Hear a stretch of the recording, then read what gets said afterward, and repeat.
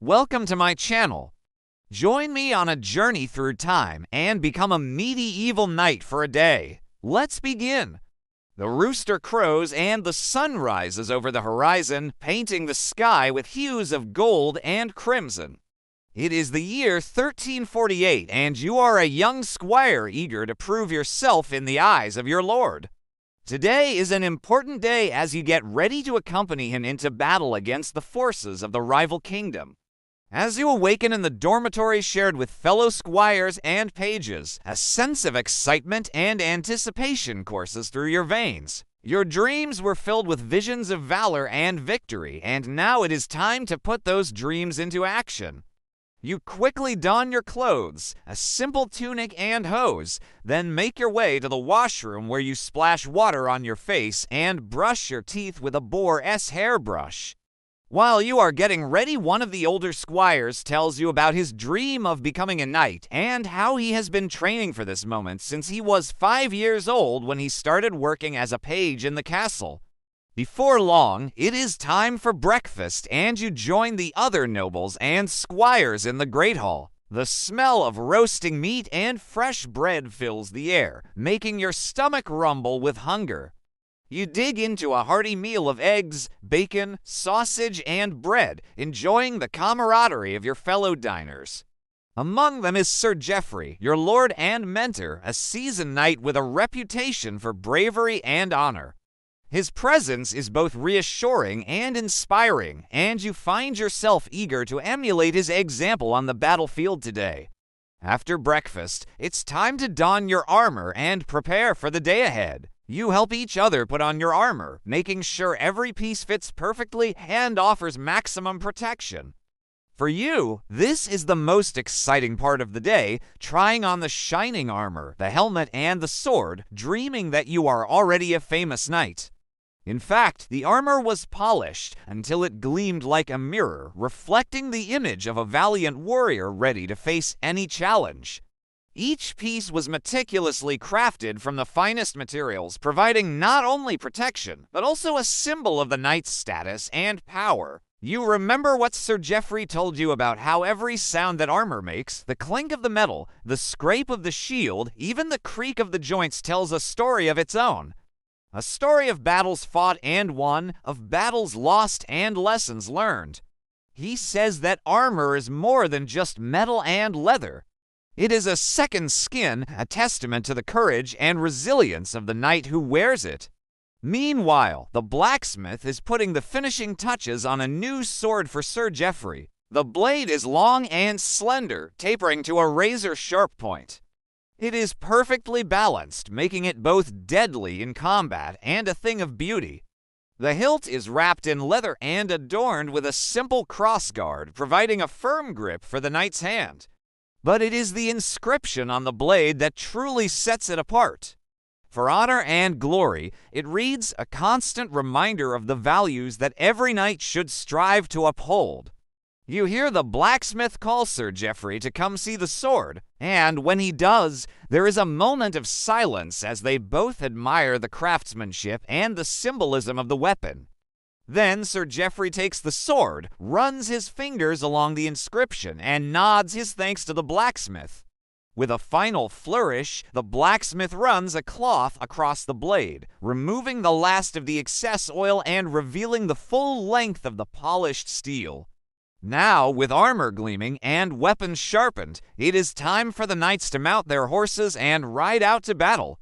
The villagers wave as the knights pass by, their cheers echoing through the streets. Once outside the city walls, Sir Geoffrey leads his men in a tight formation, their shields locked together, ready to face whatever challenges may come their way. As they ride, the knights exchange stories and jokes, their camaraderie evident in their easy banter. Sir Geoffrey, ever the leader, keeps a watchful eye on his surroundings, ensuring the safety of his companions.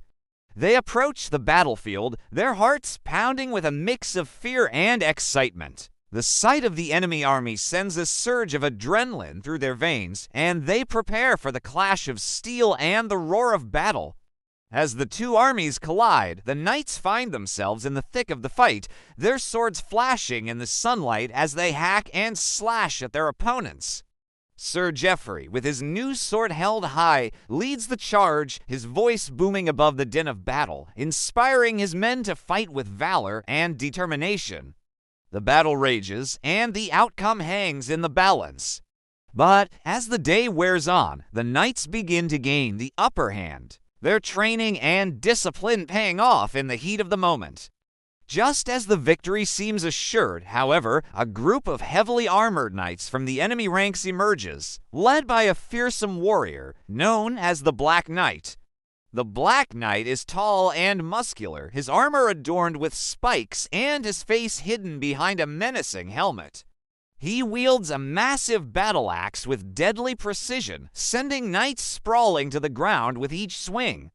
The tide of battle turns once again, and the knights find themselves on the defensive. The Black Knight's presence is a dark cloud hanging over the battlefield, threatening to extinguish the flames of victory. Seeing their comrades fall, the knights rally together, their determination to prevail growing stronger with each passing moment. They form a tight circle, their shields locked together, and prepare to face the Black Knight and his men.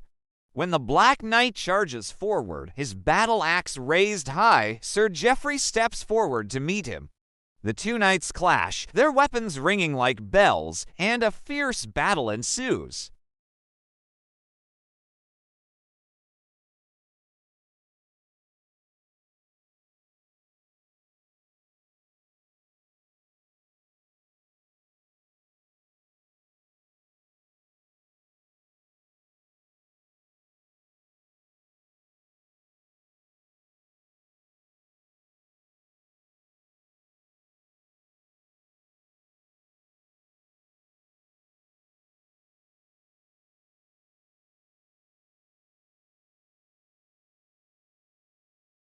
The two battle until one of Sir Geoffrey's companions comes to his aid, helping him to overpower the young Black Knight.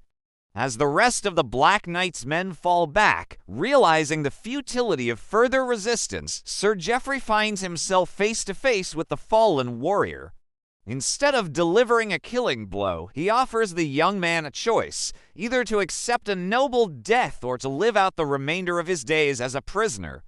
The young man, defeated and ashamed, accepts the noble death, kneeling before Sir Geoffrey and awaiting his final strike. With heavy heart, Sir Geoffrey delivers the coup de grace, ending the young man's life mercifully. The battle is won, and the knights celebrate their victory with a feast in the local village. Their armor removed and hung up to dry, the knights enjoy a well-earned respite after the day's hard-fought battles.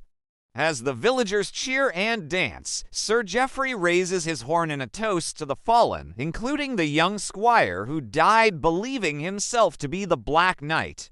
The tale of the day's battle, including the mysterious Black Knight, will likely be recounted for many years to come, and as the celebration continues late into the night, you find yourself filled with gratitude for your own survival and the courage of those who fought alongside you. The memory of those lost will serve as a reminder of the cost of victory, while the cheers of the villagers will echo in your ears long after the last embers of the bonfire have died out. It's getting late and the knights are heading back to the castle. Along the way, Sir Geoffrey points out constellations and tells you stories of bravery from times gone by. At last, the castle comes into view, its towering walls a beacon of safety in the darkness. The drawbridge is lowered and the knights enter the courtyard, their horses' hooves echoing in the stillness. As they dismount, the squires rush to help, their loyalty and admiration for their knights evident in their eager assistance. With the horses stabled for the night, the squires gather in the courtyard, their faces illuminated by the flickering light of torches. Sir Geoffrey stands before them, his armor removed and replaced by a comfortable tunic and hose. His presence is less commanding, more fatherly, and the squires feel a sense of ease in his company. Today, he begins, his voice deep and resonant. You saw what it means to be a knight. You saw bravery, honor, and sacrifice. His gaze sweeps over the young men before him, and they meet his eyes with a mixture of admiration and determination. Remember the fallen, Sir Geoffrey continues, and let their memory inspire you to be better, braver, more honorable knights yourselves. As Sir Geoffrey speaks, the squires are filled with a renewed sense of purpose.